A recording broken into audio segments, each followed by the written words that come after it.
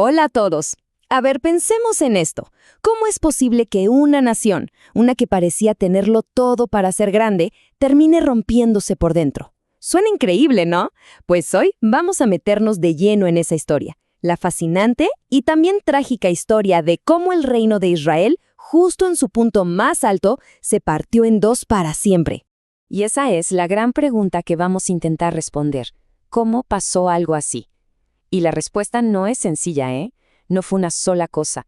Fue más bien como una cadena de malas decisiones, una tras otra, que se fueron acumulando por generaciones. Piénsenlo como un rompecabezas histórico. Y hoy vamos a juntar todas las piezas. Para entenderlo bien, vamos a seguir este camino. Primero, vamos a ver un ciclo de desobediencia que se repetía una y otra vez. Después, veremos por qué la gente dijo, «Queremos un rey». Luego nos meteremos con los reinados de Saúl y Salomón, con sus aciertos y, sobre todo, sus caídas. Y todo esto nos va a llevar, claro, al punto final, la ruptura del reino. Ok, empecemos por el principio. Antes de que hubiera reyes, la cosa era muy diferente. Era la época de los jueces.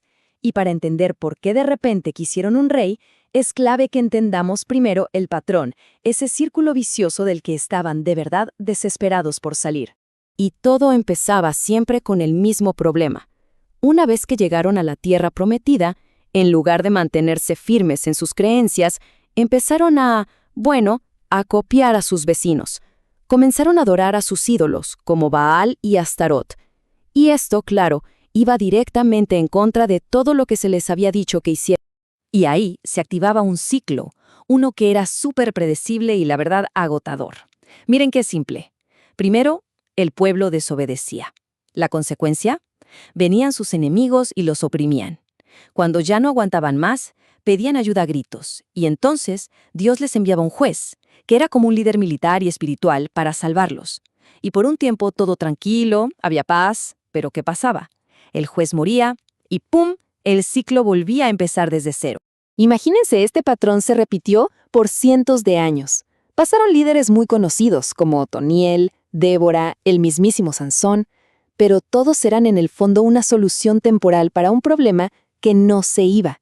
Hasta que llegó el último de los grandes jueces, un hombre llamado Samuel. Y con él, las cosas estaban a punto de cambiar para siempre. Y la gente, pues, ya estaba harta. Cansadísimos de este círculo sin fin, llegaron a un punto en que dijeron, basta. Decidieron que la solución ya no era esperar al siguiente juez. No. Querían un cambio radical, un sistema de gobierno completamente nuevo. Querían un rey.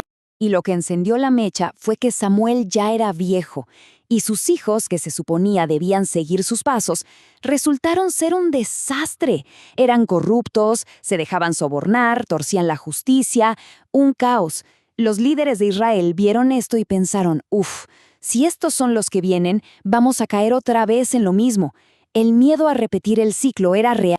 Entonces fueron directamente con Samuel y se lo pidieron, así, sin rodeos. Y aquí está la clave de todo. Escuchen bien. Querían un rey como tienen todas las naciones. Esa era la frase. Ya no les importaba ser un pueblo diferente, especial. No, lo que querían era ser como los demás. Tener un rey de carne y hueso que pudieran ver, que los liderara en las guerras. Pero Samuel, por instrucción de Dios, les dio una advertencia muy seria. Fue como decirles, ojo con lo que piden. Les explicó que un rey no era un juez. No. Un rey tomaría a sus hijos para sus ejércitos, a sus hijas para que trabajaran en su palacio. Les cobraría impuestos altísimos sobre todo lo que produjeran, y al final terminarían siendo sus siervos. La advertencia fue clarísima. ¿Pero sirvió de algo la advertencia? Para nada. La gente se negó a escuchar. Su respuesta fue un no rotundo. Queremos un rey y punto. Estaban decididos a pagar el precio, sin importar cuál fuera. Con esa decisión no solo ignoraron a Samuel, sino que en el fondo estaban rechazando un sistema diferente, eligiendo un camino que los cambiaría para siempre. Y así fue. Israel tuvo su primer rey. Su nombre, Saúl. Era justo lo que la gente quería ver. Alto, fuerte, con pinta de líder. Parecía perfecto. Pero muy pronto se iba a demostrar que la verdadera prueba para un rey no era su estatura o su fuerza en la batalla, sino algo mucho más simple y a la vez más difícil: su obediencia. Y aquí llega el momento clave, el punto de inflexión para Saúl. Recibió una orden directísima de Dios para una guerra contra los amalecitas. Destrúyelo todo, sin excepción. ¿Y qué hizo Saúl? Bueno, obedeció, pero a medias. Destruyó lo que no le parecía valioso, pero perdonó al rey enemigo y se quedó con lo mejor del ganado. Su excusa, que era para ofrecer un sacrificio a Dios. Y la respuesta de Samuel es demoledora. Es una de las frases más importantes de toda esta historia. Básicamente le dice: a ver, Saúl, ¿de verdad crees que a Dios le importan más los sacrificios de animales que el simple hecho de que hagas lo que te dice? La lección es brutal y directa. Obedecer es mucho mejor que cualquier ritual. Y en esa prueba, la más importante de todas, Saúl había fracasado por completo. Y las consecuencias fueron inmediatas y durísimas. Como Saúl rechazó la palabra de Dios, Dios lo rechazó a él como rey. Y Samuel usa una imagen súper potente. Le dice que así como Saúl le rasgó el manto, Dios le había rasgado el reino de las manos. Esa palabra, rasgado, roto, quédense con ella, porque es un adelanto clarísimo de lo que está por pasarle a toda la nación.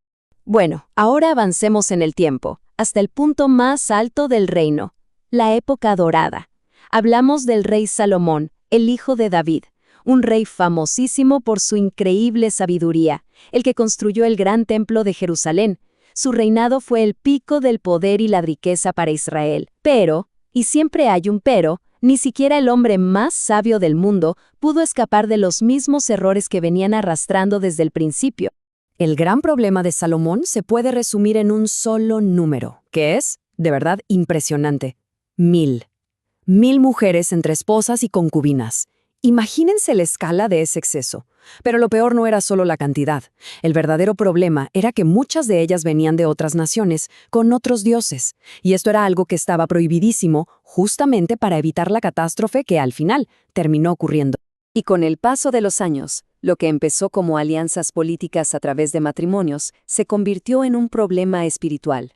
Sus esposas, poco a poco, desviaron su corazón. Y aquí viene la gran ironía. El mismo rey sabio que había construido el majestuoso templo para el Dios de Israel, terminó construyendo altares para otros dioses, como Ashtoret y Moloch. O sea, repitió exactamente el mismo error que se cometía en la época de los jueces. La sentencia de Dios fue, una vez más, directa y fulminante. Le dijo claramente: por lo que has hecho, voy a romper tu reino en dos y se lo daré a uno de tus siervos. Pero por amor a su padre David, le dio una tregua.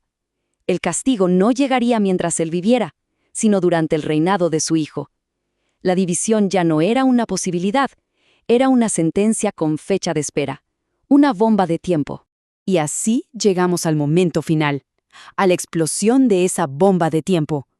Murió Salomón, y con él murió la era dorada. La nación que había sido tan gloriosa y unida, estaba ahora al borde de romperse para siempre. Y así se cumplió la profecía. El reino se partió, tal como se había dicho.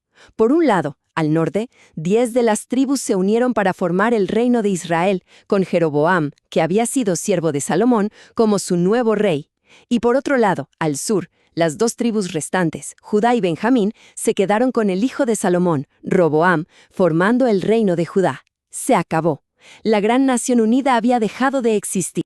Al final, toda esta historia sobre la división de Israel es una cadena de errores, un ciclo de desobediencia que no supieron romper y, sobre todo, un problema de liderazgo. Desde los hijos corruptos de Samuel, pasando por la desobediencia de Saúl, hasta los desvíos de Salomón.